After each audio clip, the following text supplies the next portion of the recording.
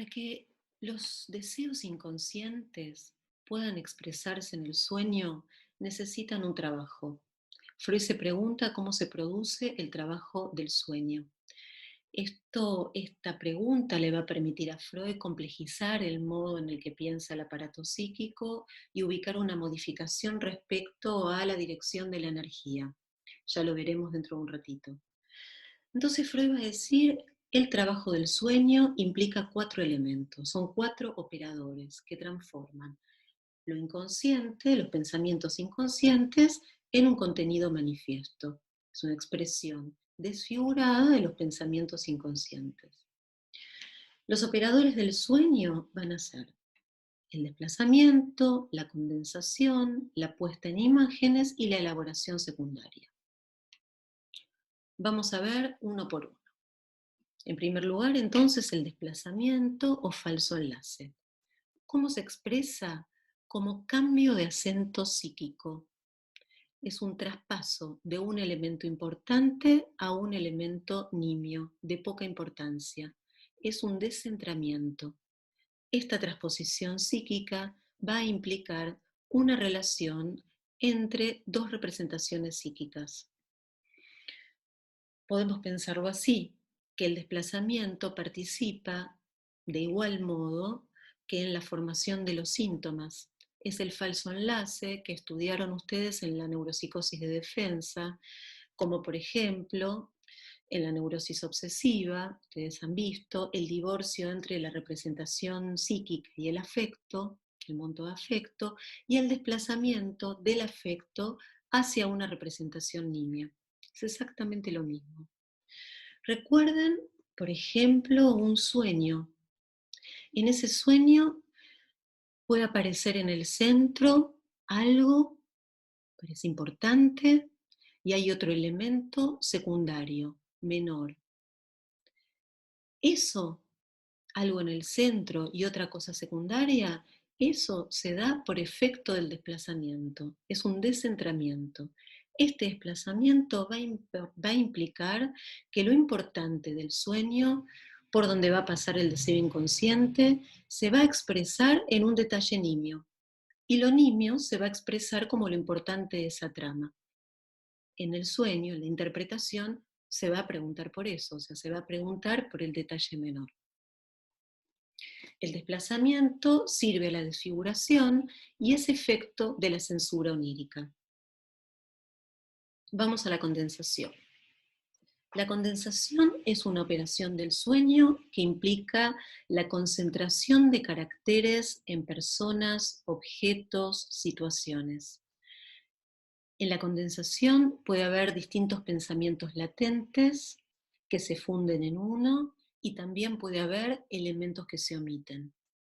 Vuelvan a pensar en un sueño.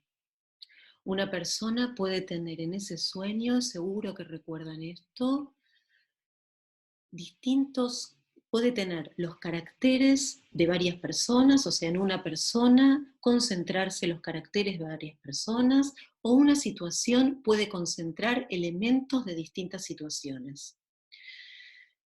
La condensación, entonces, va a tener una función en la economía psíquica. No es causada por la censura onírica, es parte de la economía del aparato psíquico y le sirve a la censura. Desplazamiento y condensación son dos mecanismos que están al servicio de la desfiguración y la censura. Como dice el profesor Delgado, uno desfigura desplazando, el otro desfigura condensando. Y esto es para que en el sueño retorne desfiguradamente lo reprimido. Los dos operadores trabajan en la formación de un sueño constituyendo el proceso primario. Estas van a ser las leyes del funcionamiento del sistema inconsciente. Condensación, desplazamiento como leyes del aparato, del inconsciente, proceso primario. Entonces, en tercer lugar, la puesta en imágenes o figurabilidad.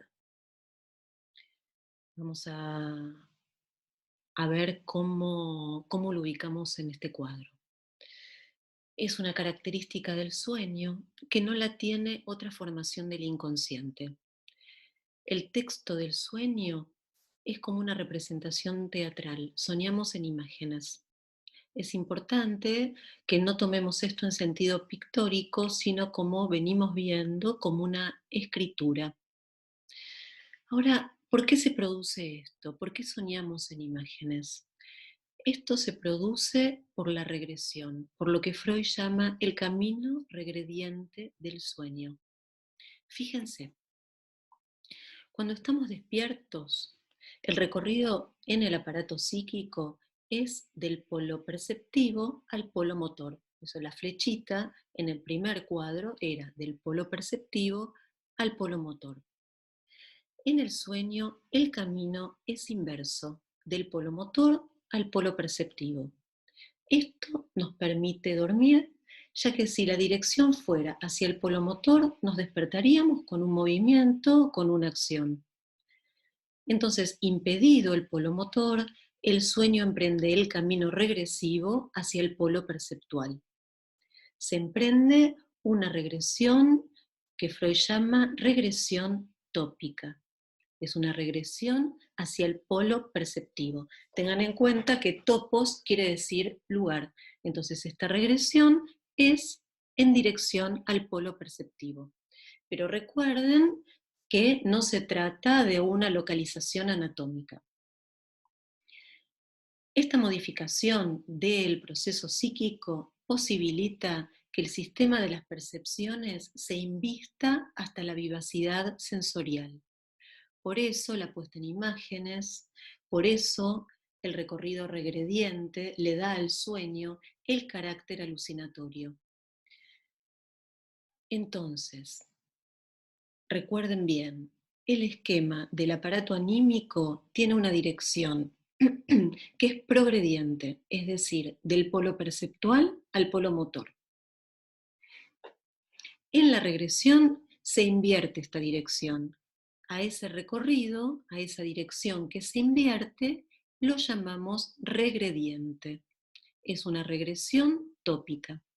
El camino regrediente del sueño es la causa por la que los deseos se expresan en imágenes, en un modo de alucinación. Freud va a decir en la página 538, la ensambladura de los pensamientos oníricos es resuelta en su material en bruto. Es por esto que los sueños tienen que quedar despojados de todo medio de expresarse, excepto el de las imágenes perceptivas. Freud va a hablar de 3 tipos de regresión. La regresión tópica, es esta que estamos desarrollando, es la regresión en relación a los sistemas, la ubicamos en el seno del aparato psíquico, es una regresión de lo preconsciente a la percepción, y como la energía regresa al polo perceptual, los pensamientos latentes se transforman en imágenes. Entonces, la regresión tópica al polo perceptual tiene como efecto la animación alucinatoria de las imágenes perceptivas. En segundo lugar, la regresión temporal, es decir, a formas psíquicas más arcaicas. Es una regresión a los estados tempranos de la vida. En tercer lugar, una regresión formal. Es una regresión a modos de expresión primitivos. Tengan en cuenta que las 3 regresiones forman una sola, no hay 3 regresiones distintas, sino que las 3 forman una sola. Freud las divide para explicar mejor el proceso, pero se trata de una única regresión. Bien, nos queda el cuarto elemento, que es la elaboración secundaria. Piensen que la elaboración secundaria es secundaria en relación al proceso primario, o sea, la condensación y el desplazamiento. Cuando relatan un sueño, esto es posible solo porque ha operado la elaboración secundaria. Esto permite contar el sueño, darle coherencia yoica, esa coherencia que el sueño como tal no tiene. Es lo que permite que el material pueda aparecer de un modo ordenado, con un sentido. Freud lo dice de este modo: es el intento de dar una fachada racional e inteligible al producto onírico. La elaboración secundaria es otro modo para la desfiguración y también está al servicio de la censura onírica. Entonces, el trabajo del sueño va a implicar desplazar, condensar, figurar plásticamente y pasar todo esto por la elaboración secundaria. Esto muestra cómo el deseo inconsciente se expresa siempre desfiguradamente mediante desplazamiento y condensación. Se expresa por el camino regrediente del sueño en imágenes. Y en el relato se sumará una deformación más cuando el yo le da un sentido y un orden. Los 4 elementos están al servicio de la desfiguración, al servicio de la transformación de los pensamientos latentes o inconscientes a los contenidos manifiestos que se expresan en imágenes. Desplazamiento, condensación y puesta en imágenes responden entonces a la censura onírica inconsciente. Tengan en cuenta que la censura onírica no es un guardián que decide qué es lo que entra y qué es lo que no entra, sino que el inconsciente solo puede expresarse desfiguradamente. La censura se juega en ese mismo momento de la desfiguración. Por último, el trabajo de interpretación es al revés del trabajo del sueño. Va de la imagen al pensamiento inconsciente, al deseo inconsciente que se expresa en ella. La interpretación desmonta la puesta en imágenes, desmonta todo ese trabajo que los operadores del sueño realizaron. La interpretación sigue el camino inverso al trabajo del sueño. Bueno, vamos a concluir aquí.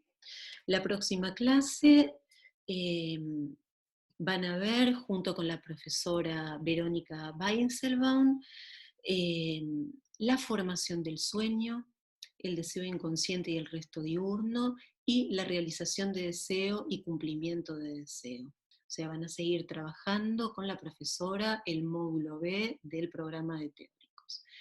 Bueno, nos vemos pronto, ojalá que sea en las aulas de la facultad, y si no, nos seguiremos encontrando de este modo que es el posible. Hasta luego.